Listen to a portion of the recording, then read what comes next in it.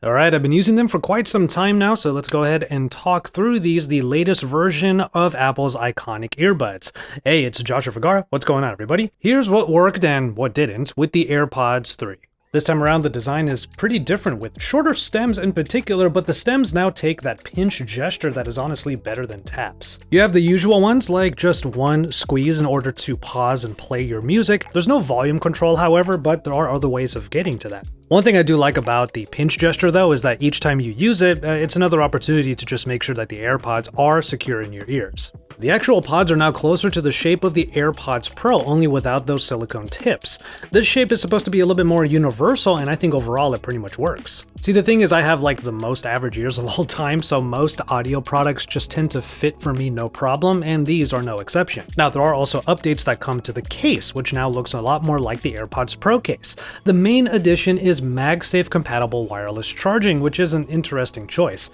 It's not like you can really snap this to the back of, like, say, the iPhone 13 Pro super securely, much less use the phone to top up the case with some form of power sharing, so unfortunately, that's not something you can enjoy with these. The earbuds are rated to work for about 6 hours, and without the extra sound modes included, I would say there's probably little margin of error for that. I will say though that I have comfortably listened to podcasts and background YouTube videos for hours on end, and I rarely drain these all the way down. Even if I did, I would just take the single earbud out and put the other one in, so battery life has pretty much never been an issue for me. It is nice that the case will charge up the buds for an hour of playback in just 5 minutes. Just make sure that the case itself isn't dead. So leaving the case on a wireless charger does tend to be my norm.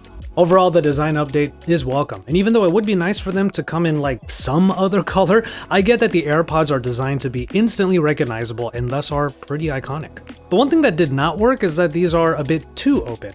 This comes down to my personal preference, but for my max enjoyment, I prefer earbuds that have those silicone tips, proper in-ear earbuds if you will. The more open design of the AirPods 3 is definitely for those who really don't want anything in their ear canals whatsoever. And that gets taken a step further because that air vent that was introduced in the AirPods Pro returns, further adding to the potential comfort. I may not be an actual audiophile, but I do enjoy a good pair of headphones that actually seal out the outside world, letting me get immersed in my content. And that's with or without ANC, which we will touch upon later.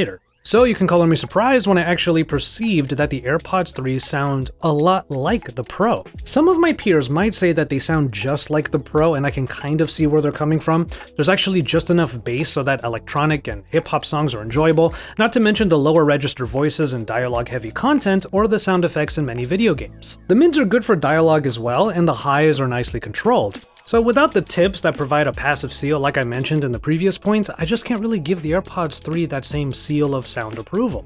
The best I can say is that the AirPods 3 sound a lot like the Pro, but with the transparency mode turned on. So credit goes to these new earbuds for achieving that much, but I just can't say that they're exactly the same in general. Oh, and by the way, if you're at all sensitive to high volumes, this sound meter that's built into the accessibility settings of iOS is really useful. It's a nice visual representation of whether or not you should turn your volume down just for the sake of your hearing health. And on the topic of Pro, these are obviously not quite Pro earbuds. Let's expound upon that notion, because the AirPods 3 aren't meant to replace the Pro. They're literally a step down in the price bracket, and I'd say they're actually tuned quite accordingly.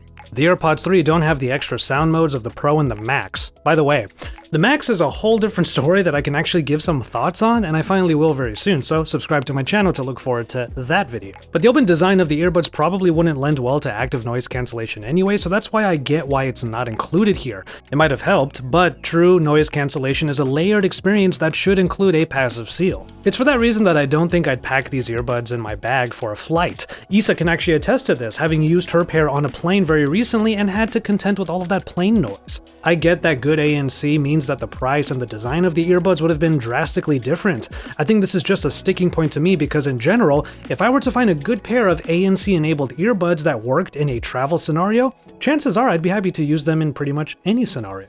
I do think transparency mode would have been a great addition still, just as a way of ensuring that these earbuds can stay in my ears and be at the ready when I'm done with my conversations. But to be fair, it's not like the AirPods 3 are lacking in smart features. A new sensor takes the ear detection a step further by knowing when it's actually detecting skin. That means that an earbud that's put in a pocket or set aside on a table, or maybe even on the phone itself, won't start playing again because the sensor is not being triggered by skin. Though I will say, I am of the mind that if you're taking truly wireless earbuds out of your ears for any reason for any amount of time, they should definitely be going back in the case.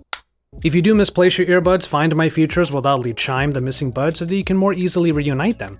And on the sound front, adaptive EQ is an interesting implementation. A microphone on the inner portion of the earbud detects what you're hearing, both from the earbuds and beyond, adjusting the sound profile so that if your earbud is even a little bit off kilter, you'll still get a good enough sound. While I can't really say I perceive the changes actually happening when the all-plastic earbuds admittedly slide around in my sometimes less than totally dry ears, I can also say that I've never felt the need to readjust because I noticed the sound was dramatically out of whack.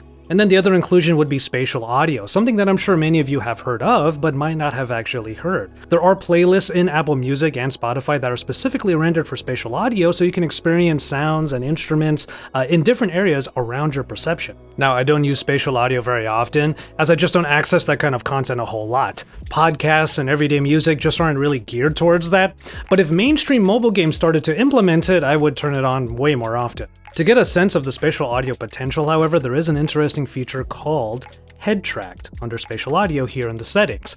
Now, this basically virtualizes your sound source as a speaker, that sound source being the iPhone in this case. So if I were to have the iPhone sitting on the table right in front of me and then I get up and walk around it, the earbuds will make it seem like I'm listening to it from the speaker that is the iPhone. So basically, I know where my iPhone is based upon the audio that I'm hearing through the earbuds in that direction. It's wild, and I can't really fathom a practical reason why you'd use it often, but I can't deny that it's cool and pretty trippy when you do. So considering the positioning of the AirPods 3, I can see why these turned out the way that they did.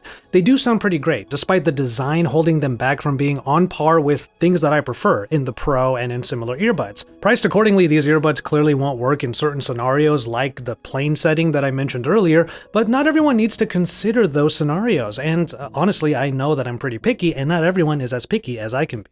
And of course, we can't forget the fact that AirPods tend to have the most consistently good microphone. So for things like calls, video calls, FaceTime, obviously, these AirPods will end up being a go-to choice for Apple users. I'm recording this right now using Filmic Pro because it has the Bluetooth audio recording setting available inside, so this is what it sounds like. The AirPods 3 also appeal to those who just want to move on from those old stems and the sound profile of the AirPods 2. But of course, those previous generation earbuds are available if all you want to do is save some money. If you want this updated design and the few pro-ish features that Apple decided to include, that's a slight premium that you will still have to stomach.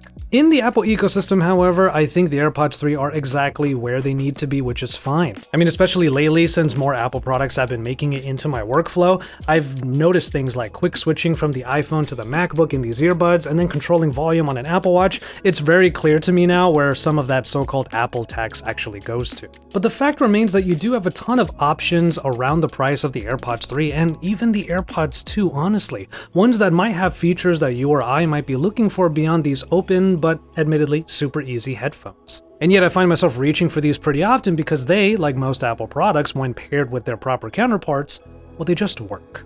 For more on earbuds like the AirPods 3 and beyond in the world of tech, make sure you subscribe to my channel. Let me know what you think by dropping some likes and getting into the comment sections down below. With all of that said though, I'm going to go ahead and call it on this one. Thank you so much for watching. Please take care of yourselves and each other, and enjoy your tea, everybody.